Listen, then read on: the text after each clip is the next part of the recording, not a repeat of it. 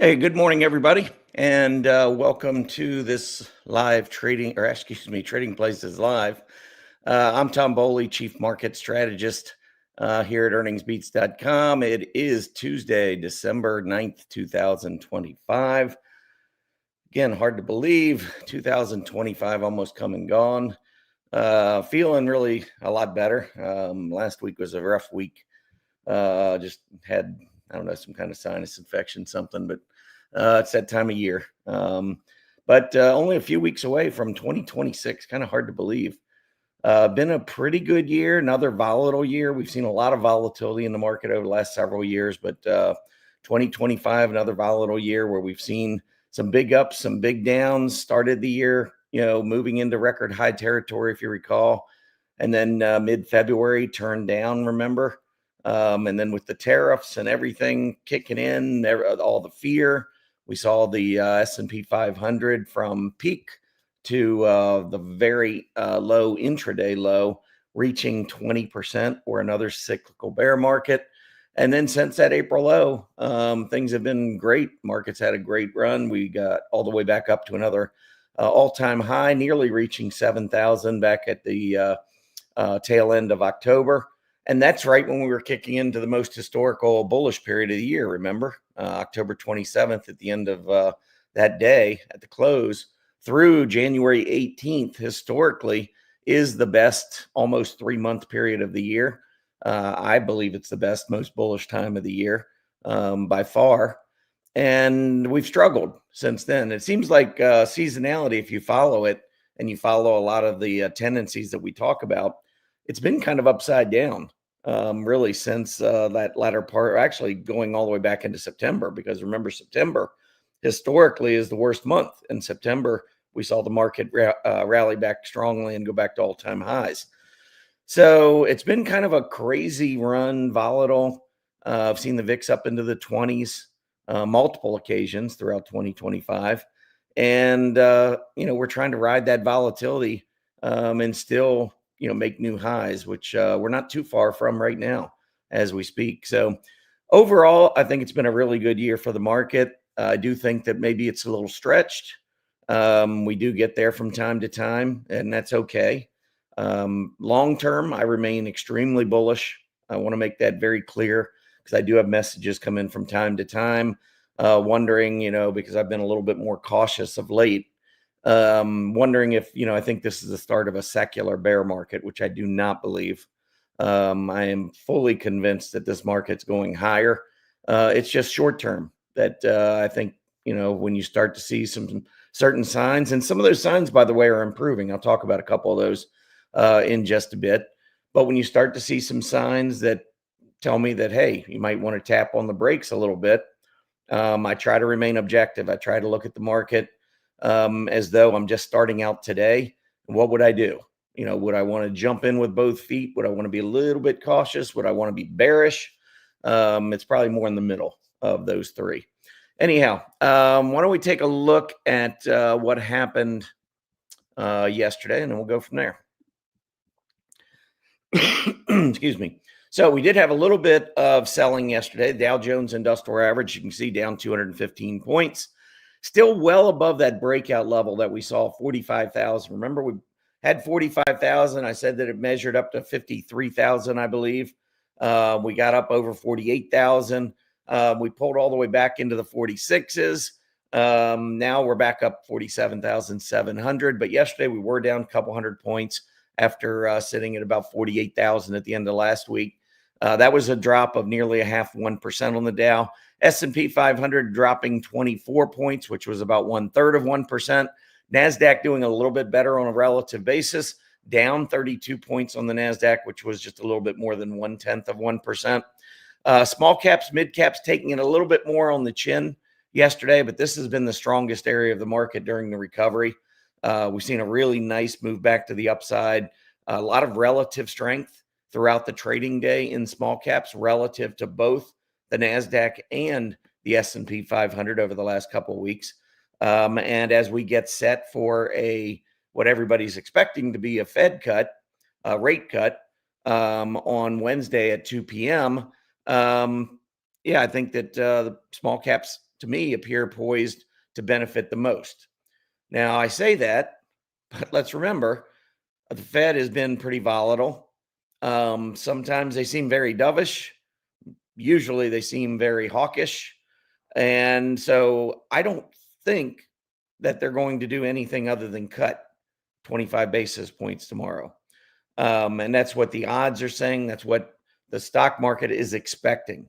Stock market does not like, you know, things that kind of upset the apple cart. So should the Fed take a more hawkish stance, I don't think they're not going to cut. But if they didn't cut, I think we would see the bottom fall out of the market. I really do. I think that there's been enough weakness in the market.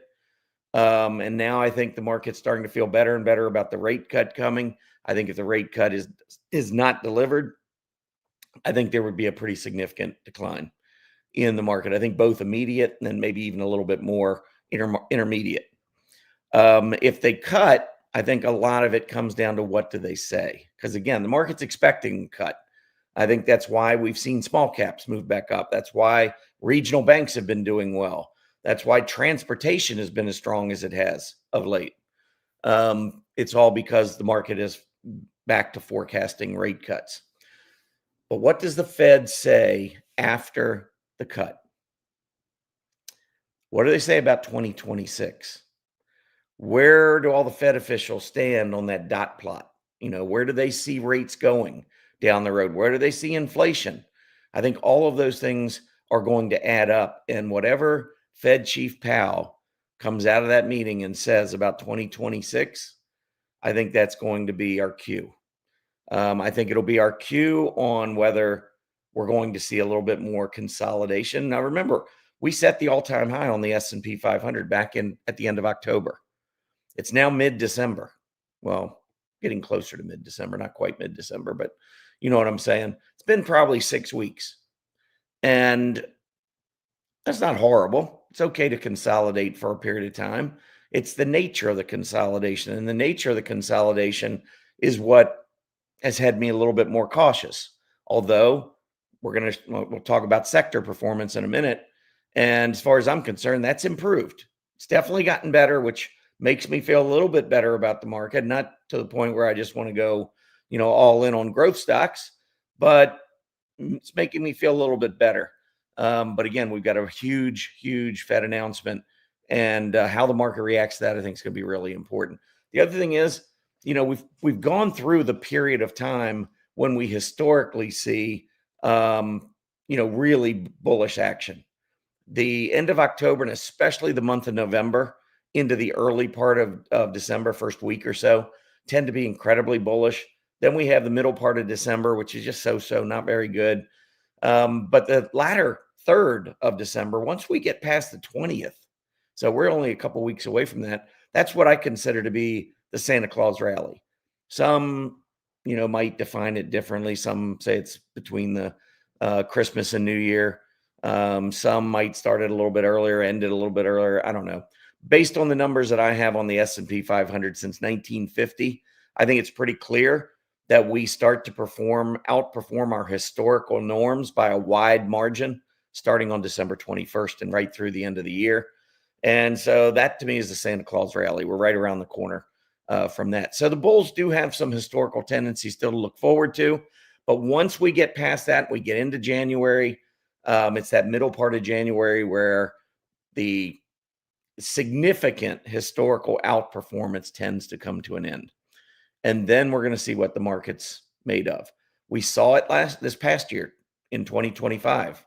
Remember, we topped in what it was February 19th was the high, but really we topped back in December, and we went a little bit higher in mid-January, and then we went a little bit higher again in mid-February, but it wasn't a lot of additional strength.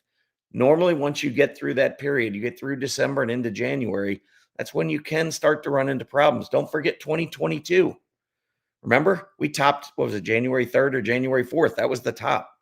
We fell 20 to 25% within the next 6 months, which is what we had forecast back at Market Vision 2022. And speaking of Market Vision, We do have one coming up. We are going to be starting registrations probably later this week. So be on the lookout for that. That's our biggest event of the year.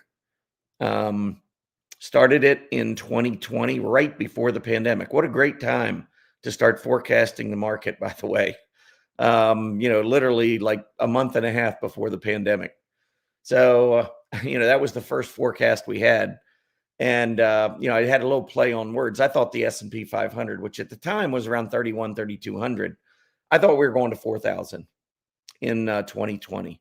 And so I remember Market Vision 2020, and my prediction was a target of 40-40. And I just did 40-40 because of the 2020. Basically, it was 4,000 I was looking for. And we had that huge drop with the pandemic. Remember? I mean, the NASDAQ dropped almost 40%. S&P was probably down 30%. And here I am forecasting for the year that we're going to go to 4,000. Well, we almost made it. Even after the pandemic, we got back to, I think, 3,700 and change, maybe 38. I think it was 3,700 and change. Anyway, so that started Market Vision, our Market Vision events. And we have had some spectacular calls. Really, every year, been almost spot on. 2022, in calling the bear market, I thought by the end of 2022, we'd be back at all-time highs. I thought it was going to be like a V bottom. First half 2022, I thought we'd be down 25%. And then the second half, I thought we'd come right back. And what happened was we went down that 25%, started coming back strongly, if you recall. And then we had that Jackson Hole speech with Fed Chief Powell, one of my many, many complaints about this Fed chief. But anyway, that was where he decided he wanted to become a stock market forecaster and said we had more pain ahead. And market didn't like it, went down to another low, not much lower, but 2022 ended up being this kind of partial V bottom and then back down again. And the rest of the V was in 2023, which we got right, by the way. And 2024 continued. 2025, last year, this year, at the beginning of the year, I said I thought we were going to have a correction in the first quarter. And we did. We had a correction in the first quarter. Unfortunately, I didn't call for it morphing into a bear market to start April, which is what we did. But it only lasted a week, and then we came right back. So to me, it was more of a correction that kind of really quickly escalated into a cyclical bear market and then bounced right back. I said by the end of the year, I thought we'd be at 7,000, even after that first quarter, those first quarter issues. And October, we hit 6,900. I think Friday I think it was Friday. I don't think it was yesterday. Maybe it was yesterday. I don't know. We hit 68.95. I mean, we're getting close to that 7,000 level. I'd say it was pretty good forecast. Anyway, Market Vision 2026. You can mark your calendars. It's coming up on Saturday, January 3rd. All annual members, by the way, can come to the event for free. So if you're thinking about joining, now's a great time. Become that, try it, do the trial. If you like the service, do the annual, and then you can come into the event for free on Saturday, January 3rd. If you can't make the event, by the way, it'll start at 10 a.m. Eastern. If you can't make the event, it's okay, because we do record them. So you can go back and look at the recording at your leisure. But anyhow, let's keep moving here. I wanted to talk about the sectors a little bit. So here was yesterday.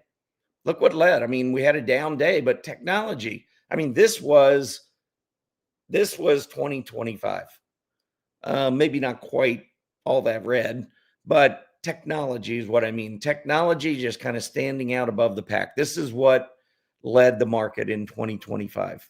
If I had to pick one thing out about 2025, what really stood out to me in 2025, it would be technology. It would be AI. It would be the semiconductors, areas within technology. Most areas within technology did extremely well. And other areas of the market tended to underperform the S&P 500, not because they weren't going higher, just because that technology was going up so much and it was carrying the S&P 500 so much that it was hard for other areas of the market to outperform the S&P 500. You only have 11 sectors. So when you got one that's 35% of the S&P 500, it's outperforming by a wide margin, it's going to really impact the relative performance of the other 65% of the market. And that's what we saw. So I looked at this yesterday and I was like, okay, kudos, hats off to the bulls. I think part of it, I'm thinking, okay, we got a Fed meeting coming up where we're likely to get a rate cut. I see what's going on here, money rotating back into some of the technology, which is what I would have expected a couple of weeks ago. I went to all cash. And one of the reasons I pointed out for doing so was that as the market started to make the rebound, we were not seeing a rotation back into some of these aggressive areas like technology. And, so it's not the nature of the selling that normally bothers me. It's the nature of the rebounds, because that's where Wall Street can disguise its rotation. Because you're looking at the overall market and you see, S&P 500 going back to all-time highs or near all-time highs. Everything's fine. If you don't understand the way the market works underneath, you think everything's fine. And that's the way it was at the beginning of 2025. And to a much larger extent, that's the way it was back at the beginning of 2022. That's when I actually said, hey, I see a bear market coming. So some of that's improved. And I think if the Fed comes through, cuts tomorrow at 2:00 Eastern, and says that they are on pace to cut further in 2026, I think the market could resume. I would not expect like a blow off move to the upside. I'm not looking for a quick 8-10% in the first quarter. I just don't see it. I think the market had already priced in a lot of good news relating to inflation, relating to interest rates. And then when we pulled back with the growing likelihood that we were not going to get a rate cut, that's what led to some of the selling. And now that the odds are we're going to get a rate cut, we're seeing a lot of that come back, but not all of it. And that's where there's a little bit of gray in this rally right now. So I'm still remaining cautious. I want to see what happens. I want to get through this rate cut. I want to hear what the Fed has to say. And then I want to give the market a little bit of time and see how we trade off of that.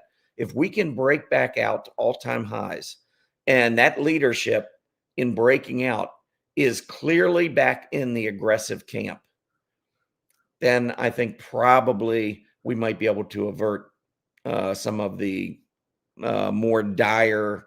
And when I say dire, I'm not talking about a huge drop. I think that there's a possibility at this point of a 10% correction. Not quite ready to call it. I just think that there's, a little bit of some of the warning signs are out there, similar to what we saw at the beginning of 2025. Not as strong as I saw at the beginning of 2022, but some similar signals are starting to take shape. And so that's kind of where I am right now. So I'm just, I sent out our weekly market report to members yesterday. It was right about when the market closed. And that's kind of our longer term view of the market. I try not to get into too much, hey, this is what I'm looking at for this week or next week. The weekly market report takes a little bit bigger picture view of the market, where I still remain very bullish. But in there, I tried to clarify a little bit how I'm feeling. And, I just talked about the fact that the short-term cautiousness has not changed my long-term bullishness at all. Not at all. But I don't talk as much about being bullish when we're going through a period like this where I'm a little bit more cautious, because I'm a trader. I'm a short-term trader. But I just want to be clear, first off, for those who are maybe in this market for the longer term, we still have incredibly low interest rates. We're still in the midst of what I believe is a super cycle bullish market to the upside. So yeah, we're going to have periods, pockets of weakness, cyclical bear markets from time to time, corrections other times. But for the most part, your default, in my opinion, should be bullish. That ultimately, down the road, we should be looking for and expecting higher prices. So when I talk about caution, I talk about this. If you're a trader and if you believe that preservation of your trading capital is job number one, which I do, I mean, yeah, I want to make money. That that actually takes a back seat to preserving capital for me. If the market, if I'm nervous about the market, and I think there's a lot of risk in the market, I would rather sit on the sidelines until I feel a little bit better or until I just see better trades, clearer, more defined risk trades. So I want to get stocks that are either at maybe a major earnings gap support or maybe moving average. Maybe it's a 20-day moving average where I can get out quickly if it fails. Those are the types of trades that I'm going to get back into when I start getting back in. And I will get back in. When I go to cash, I don't just sit in cash. Even if the market is consolidating and kind of choppy, I'll still look for trades here or there and I'll still jump in. I haven't for the last couple of weeks. Number one, during Thanksgiving, I actually just took the week off from the market. This past week, I've been catching up. Like last week to 10 days, I've been trying to catch up, which, by the way, I do still need to come up with seasonality stocks, which I will get those out today. I apologize. I was going to try to do it last night. And after doing the weekly market report and the seasonality report, so the report came out, I just didn't do the individual stock chart list, which I'll do today. But once that's done, we're all caught up. So that's the good news. But yeah, the last 10 days or so, been a lot of work for earnings beats trying to get caught up. So I really haven't had time to sit back and just study, which I'm doing this week. And especially with the Fed coming up, I wasn't planning to do a whole lot before the Fed anyway. I want to see, what the Fed gives us. What kind of an environment are we likely to be in? Also, until just the last few days, volatility index was still up in that 17 to 20 range. It's come down. It's down below. I think yesterday it shot back up into the upper 16s, but overall, it's come back down quite a bit, which is good. But I'd like to see that continue. I'd like to see the Fed be a little more dovish, market move up, money rotate to aggressive areas, the VIX come down, and then I think it'd be a little bit safer in the near term to trade. Not quite sure how that will impact the portfolios. I've been giving that some thought, but I'll be back to members on that fairly soon, trying to decide where we want to go with that. In the meantime, by the way, if you are or you were in portfolios and you decided to exit, I mean, I don't have a problem with just being in the S&P 500 or being in the IWM or being in the QQQ. It's the specific stock risk that bothers me when I think the market could go down. Growth stocks, I mean, if it's because of, inflation or, I mean, I think the bigger risk is a recession than inflation. That's what I think. And we just had a negative jobs report last week. ADP employment report came out. Now, next week, we'll get the non-farm payrolls for November. They've been delayed because of the government shutdown. We'll get those out next week. I don't know what the numbers are going to be, but if we start seeing, if we get another jobs report that's negative and the Fed doesn't turn very, very dovish, even if the Fed does turn dovish, who's to say they're not too late again? We don't know. And so that's what bothers me when I see the market start to trade a little bit more defensively and money not rotate back into the growth. That's what I immediately start thinking of. I start thinking, well, maybe it's inflation. Well, it's not likely inflation. Number one, 10-year treasury yield until just recently, 10-year treasury yield's been down around 4%. We did see a big pop in it here over the last couple of days. But yeah, I mean, I don't see the bond market pricing in inflation. And, it's not like bond investors are requiring additional income, additional yield because of inflation. Bond market's pretty smart. So I view the bond market to be smarter than the stock market. So when I see the bond market acting like that, I don't worry about inflation. I don't care what anybody says. Yes, I know what's going on at the grocery store, food prices for sure. And trust me, I've seen what's going on with insurance, health insurance, car insurance, all of that. But there are other areas of inflation that, that are way down. And so that the average inflation is way down versus where it was 3 or 4 years ago. We've continued to trend lower. I think the December CPI report is going to be a big surprise to the market. Because if you remember, December of last year was elevated. It was like 0.46 or something. 1 second. Not quite over all this. Almost. I'm feeling a lot better though.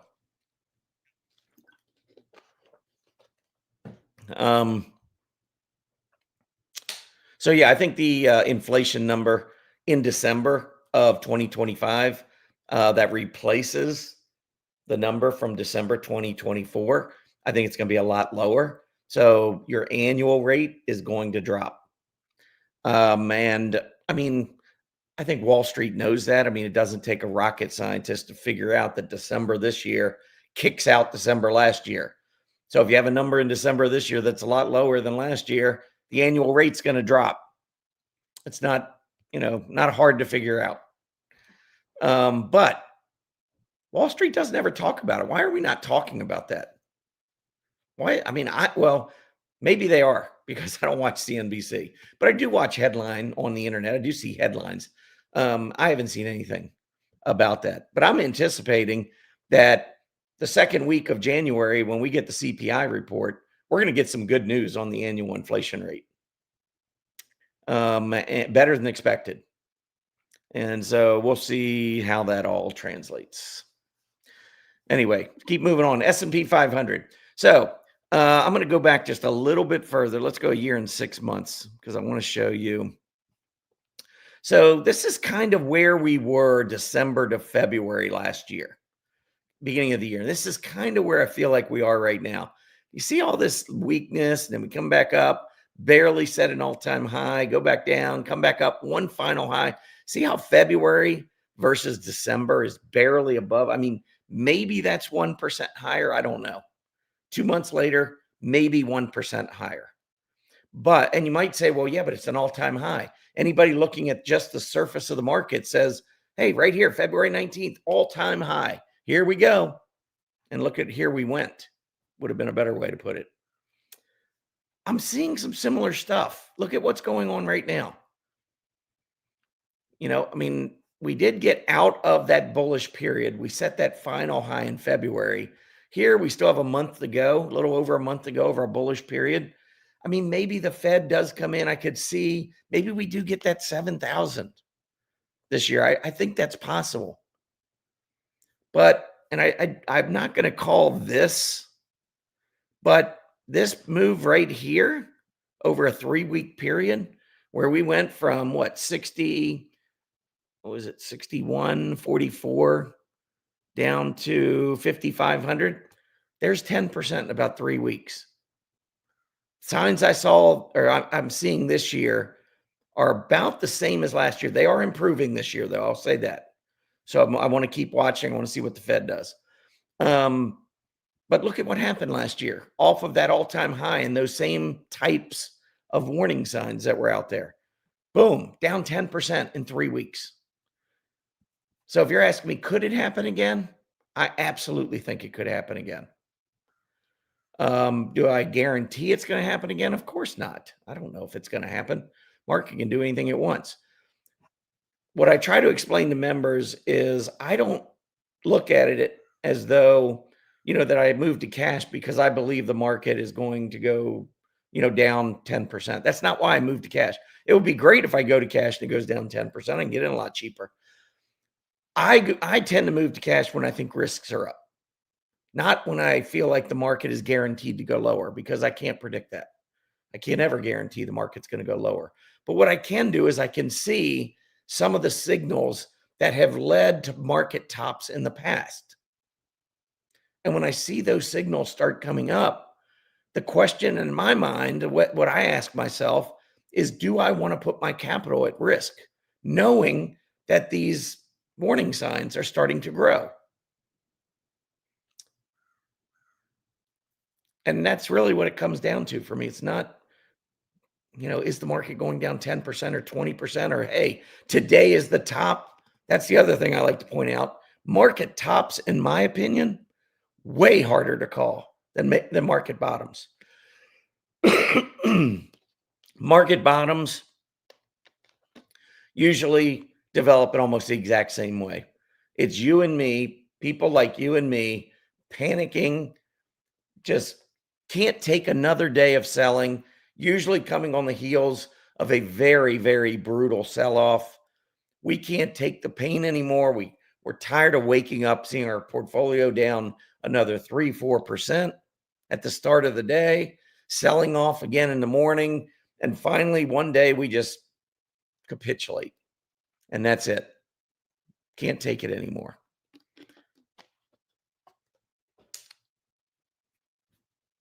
Bottoms are easier. Tops can just drag on, and they might just keep going up. And you might say, well, you know what? I don't see a bottom anymore, or a top anymore. Things have kind of corrected. That happens. So this is not an easy thing to call. Anyway, market just opened. I had a lot of other charts. Well, let me go through some of these real quick. S&P, here's a sustainability. This is what I like to look at. So I want to see, this is more growth oriented ratio versus defensive oriented ratio, or growth versus value, aggressive versus defensive. That's the way you should be looking at it. It's just more risk on. The stock market historically does better. Doesn't mean it can't go up without risk on ratios going higher, but the tendency is for the market to do much better when risk on ratios are going up. And you can see these risk on ratios I'm about to show you, most of them we topped back at the end of October with the market. And as the markets come back up to test all-time highs, these ratios are still way below those prior highs. I mean, these are all of them. I'm not going to go over every one of them, but only small caps are breaking out again. And this is why at the beginning of the show, I said I thought small caps remain probably the best area of the market. I do believe if the Fed cuts rates and says anything dovish, I think we're getting a breakout on the IWM, maybe across the board, but the IWM in particular, I think could make a much bigger run into year end. NASDAQ, there's the NASDAQ, not quite getting up to the highs there. So far today, down just a little bit, down about 0.3%. Look at the transports. So here, this is when the odds of a rate cut were dropping. And you can see transports starting to fall apart again. Could not get through 16.5. Then over the past 2 weeks, the odds of a rate cut have just continually gone up. And with that, transports have continually gone up. Here's the small cap index. You can see right on the doorstep of a breakout. I don't think intraday it made it. Maybe it did. 252.77. It equaled it. Yesterday's high, 252.77. Intraday high was exactly the same intraday high that we had back on October 15th in small caps. And by the way, when the rate cut looked like we were not going to get a rate cut, look at what small caps were doing. We had a head and shoulder breakdown. It was not looking good. I thought we were going to go to 225, 224, 225. We got to 229. Now, with the likelihood of the rate cut, here we come back. And this is a group I would not be surprised if it actually took off, depending on the Fed tomorrow. Again, if they cut and they start talking at all dovish about, it looks like we'll probably have more rate cuts in 2026, anything along those lines, I believe we're going to get a breakout on the IWM. All right, for those of you that are new to Earnings Beats, come over to our website, earningsbeats.com. Here is where you can sign up for a free 30-day no-cost trial, completely free. You do have to give credit card, won't be charged, promise you. And at the end of 30 days, before you get charged, we will reach out to tell you that you're going to be charged. But the more important thing is you can come in, check out our service for 30 days leading up to our Market Vision event. We will charge, I don't know what the charge is for the Market Vision event, but it'll be similar to our annual membership. So if you want to join us for my forecast for 2026, you'll want to sign up for an annual membership, and we'll have a special during the period while you're a trial member. We'll have an annual special. You can sign up, kill two birds with one stone. In fact, depending on the trial, sometimes we have a trial with a bonus month. If you get that bonus month, it'll take you all the way beyond Market Vision 2027.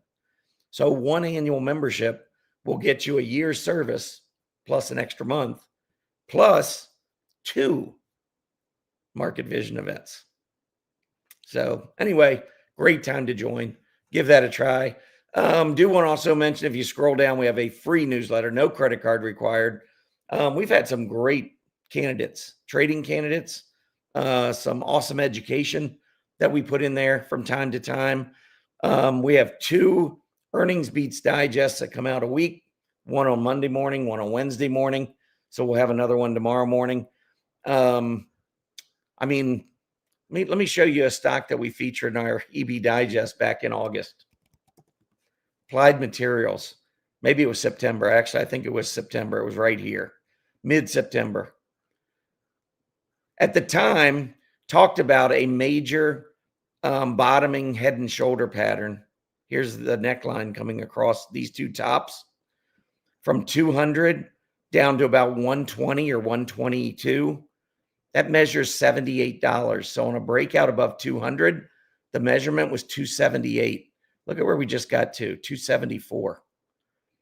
We were at, when this went out, I believe it was like at 168, 170. It was right in here. We've gone up $100 in less than 3 months. It's a huge move. This was part of our free EB Digest. We've had plenty of others. I just know that this was one because it really hasn't let up ever since we talked about it. But anyway, make sure you check that out. Make sure you sign up, name and email address, hit that subscribe button. Literally, we've had tens of thousands of folks join us on the EB Digest. All right, that's it for me today. What I want you to do, though, is like our video, please. Like our video and help us on YouTube. Also, subscribe to our channel.